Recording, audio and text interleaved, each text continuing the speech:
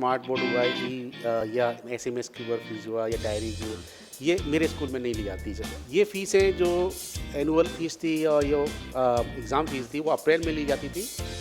अब क्या किया है स्कूल वालों ने, मैं मोस्टली सभी स्कूलों ने ये कर दिया है जो गवर्नमेंट के नियम अनुसार कि फ़ीस जो है एक ही फ़ीस लिया है, इसका नाम हो कंपोजिटेड फ़ीस। जो बढ़ाने का नियम है वो है आपका मैक्सिमम 9%। तो हमारे स्कूल ने तो करीब 8% बढ़ाया है और कम बढ़ाया है। नमस्कार, मैं टीकम सिंह नोएडा व्यूज़ की टीम के साथ आपका एक बार फिर स्वागत करता हूं। आजकल आप देख रहे हैं कि स्कूलों को लेकर के बहुत सारी बातें बाहर चल रही हैं। कुछ लोगों में इस तरह की भ्रांतियां बनी हुई हैं कि स्कूल जो हैं वो बहुत ज़्यादा फ़ीस बढ़ा रहे हैं। इसके अलावा किताबों को लेकर के है कि बातें करते हैं अभिभावकों को कि किताबें जो हैं वो स्कूल से ली जाएँ। एनसीईआरटी की जो बुक्स हैं वो नहीं पढ़ाई जा रही हैं। तो इसी क्रम में हमारे पास एक खबर आई थी जिसमें एक स्कूल के बारे में इसी तरह की खबर थी। तो हम उसी की क्लैरिफिकेशन के लिए अभी स्कूल में हैं। स्कूल का नाम है होली पब्लिक स्कूल, जो ग्रेटर नोएडा के सेक्टर सिग्मा 1 में स्थित है। यहाँ के जो प्रबंधक हैं हम उनके साथ हैं और उनका नज़रिया जानेंगे, उनका व्यूज़ जानेंगे कि एक्चुअल में है क्या। जैसे कि आजकल ये अप्रैल का महीना होता है, पेरेंट्स को काफ़ी बोझ भी रहता है और काफ़ी टेंशन भी रहती है क्योंकि शुरुआत है बच्चे की। तो इसके अंतर्गत मेरा ये मानना है कि जो सरकार का नियम है, फीस रेगुलेशन एक्ट है, इसी साल से चालू हुआ है और उस दरमियान के अंदर देखा गया है कि फ़ीस जो पिछले सालों से फ़ीस ली जा रही थी वो एनुअल एग्ज़ाम, गेम्स, लाइब्रेरी, बहुत तरह की फ़ीस ली जा रही थी और मंथली फ़ीस ली जा रही थी। ये फ़ीसें जो एनुअल फ़ीस थी और जो एग्ज़ाम फ़ीस थी वो अप्रैल में ली जाती थी। अब क्या किया है स्कूल वालों ने, मैं मोस्टली सभी स्कूलों ने ये कर दिया है जो गवर्नमेंट के नियम अनुसार कि फ़ीस जो है एक ही फ़ीस लिया है, इसका नाम हो कंपोजिटेड फ़ीस। उस कंपोजिट फ़ीस के अंदर जैसे कि आपकी फ़ीस पिछले साल टोटल फ़ीस ईयरली 20,000 थी, 10,000 थी, तो उसको 12 में मल्टीप्लाई करना है। अब क्या होता है कि अब फ़ीस जो है, जो एनुअल फ़ीस थी वो सब पूरे महीने में प्लस हो गई और इसके अलावा जो बढ़ाने का नियम है वो है आपका मैक्सिमम 9%। तो हमारे स्कूल ने तो करीब 8% बढ़ाया है और कम बढ़ाया है और कोशिश की है कि वो फ़ीस जो है मर्ज करके उसको हर महीने की स्लॉट में डाल दिया है ताकि पेरेंट को सुविधा हो। इसमें ये बात आ रही है कि जो पिछली बार भी जो बाइफर्केशन था फीस का, उसमें जो अलग अलग चार्जेस लिए जा रहे थे, चाहे वो कंप्यूटर्स के लिए हों, चाहे वो गेम्स के लिए हों, चाहे वो ई मैसेजेस वगैरह के लिए हों, तो सभी अभिभावकों का ये कहना है कि ये हमारे ऊपर एक अतिरिक्त बोझ है कि हमें ई मैसेजेस क्यों भेजे जा रहे हैं या इस तरह की चीज़ें क्यों, क्योंकि जब आपने ट्यूशन फ़ीस एक डिसाइड कर दी तो उसके अलावा फिर और आप चार्ज क्यों लगा रहे हैं। मेरा मानना है कि जैसे कि स्मार्ट बोर्ड हुआ या एसएमएस की वर्क फीस हुआ या डायरी की, ये मेरे स्कूल में नहीं ली जाती है क्योंकि ये तो बच्चों की सुविधा के लिए, ये तो एनुअल फी जो आप लेते हैं उसी में इंक्लूड होता है। इवन आप कोई भी प्रोग्राम कराते हैं,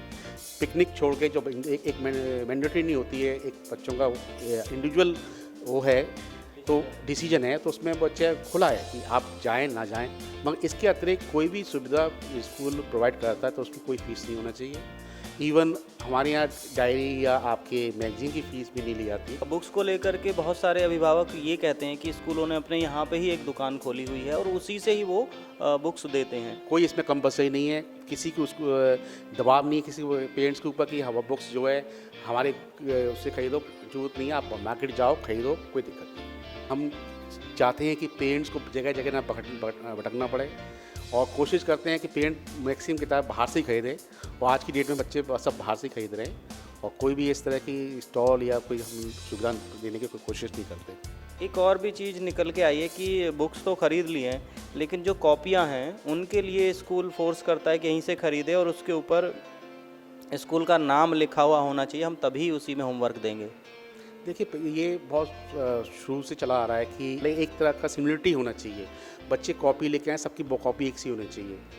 कुछ अब जैसे आप मार्केट में जाएं तो बुक कॉपियाँ डिफरेंट काइंड की होती हैं, कुछ के पेपर बेकार होते हैं, बच्चे फट जाते हैं, कुछ मोटी गत्ते के होते हैं, कुछ पतली गत्ते के होते हैं और सबसे इम्पोर्टेंट थी मैं हर जैसे 60 पेज की हुई, 90 पेज की हुई, 90-80 पेज की हुई, मेरा ये मानना है कि जो स्कूल की कॉपियाँ होती हैं वो बाज़ार रेट से कम होती हैं।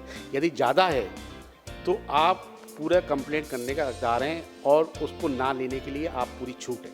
स्कूल का जो नाम है वो कॉपी पे छपता है तो एक तरीके से स्कूल का एडवर्टीजमेंट हो रहा है। तो आप अभिभावकों के पैसे से अपने स्कूल का विज्ञापन नहीं कर सकते हैं। नहीं, ऐसा नहीं है कि बुक तो डायरी पे भी छपता है, मैगजीन में बच्चों पास रहती है, टाई पे भी छपता है, बैजेस भी होते हैं, बेल्ट पे भी होता है। तो नाम तो जब तक स्कूल का नाम बच्चे के पास नहीं रहेगा, बैग पे भी होता है। तो ये तो एडवर्टाइजमेंट में कोई द्वारा नहीं, कोई बच्चा जो आपके स्कूल में पढ़ा है उसी को वो प्रोवाइड हो रहा है। ऐसा नहीं है कि आम पब्लिक को वो चीज़ जा रही है। जो बच्चा हमारे पास है, यदि आप कहीं भी जाएंगे, आप भी एक बैच ला के अपने मीडिया में जाते हैं, उस बैच को लेके या इस मोनोग्राम को लेके, तो पब्लिसिटी नहीं बोलते इसको तो एक तरह का हमारा सिंबल है कि हमारा एक बच्चा है। ये तो हमारा इस पे खर्चा भी अपना है, हम किसी से खर्चा नहीं ले रहे। मान लीजिए मैं किसी और को अपना एक विजिटिंग कार्ड दे दूं कि साहब इसको आप लेकर के घूमिए, तो वो नहीं घूमेगा। वो कहेगा कि इसके बदले मुझे जो है आप इसका पैसा दीजिए। लेकिन स्कूल का तो सीधे तौर पे पब्लिसिटी हो रही है, स्कूल का बैग जा रहा है या टाई जा रही है, इवन कॉपी जा रही है, कुछ भी जा रही है, तो वो जितने भी जगह जाएगा तो स्कूल का नाम जा रहा है। तो इसमें क्या होना चाहिए कि इसमें या तो डिस्काउंट देना चाहिए स्कूल को। नहीं, ये बिल्कुल सही है कि उसमें जो कॉस्ट होती है उसी कॉस्ट पे होना चाहिए। तो ये थे होली पब्लिक स्कूल के संस्थापक संजय तोमर जी, जिन्होंने विस्तार से हमारे सभी सवालों का जवाब दिया। मैं अंजूपुरी प्रधानाचार्य होली पब्लिक स्कूल। हम यहाँ हर पेरेंट्स की सुविधा के लिए हमने अपने स्कूल में हर तरह की फैसिलिटी हमने दी हुई है।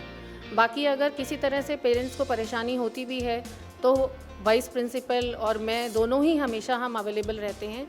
और हम ये अक्सर कोशिश करते हैं कि कोई भी पेरेंट्स जो बाहर रिसेप्शन पर बैठा है वो वेट ना करे, डायरेक्टली हमें आकर के मिले और डायरेक्टली हम उसका प्रॉब्लम का सॉल्यूशन भी दें। कुछ और भी ऐसी चीज़ें कन्फ्यूजन्स हैं, जैसे फ़ीस को लेकर के, जिसमें वो कहते हैं कि बहुत ज़्यादा फ़ीस बढ़ गई है, उसमें भी हम उनको क्लियर कर रहे हैं कि सिर्फ उसका पैटर्न बदला है, अदरवाइज़ हमने फ़ीस बहुत ज़्यादा नहीं बढ़ाई है। स्कूल में जो बच्चे हैं उनको फ़ीस न जमा करने की वजह से बाहर खड़ा कर दिया जाता है, एग्ज़ाम से वंचित कर दिया जाता है। ऐसा कुछ भी नहीं है, जबकि हमारा तो बहुत पैसा पेंडिंग रहता है पेरेंट्स के ऊपर। कम से कम हर साल 15-20 लाख ऐसा फ़ीस है हमारी जो हम रिकवर नहीं कर पाते हैं।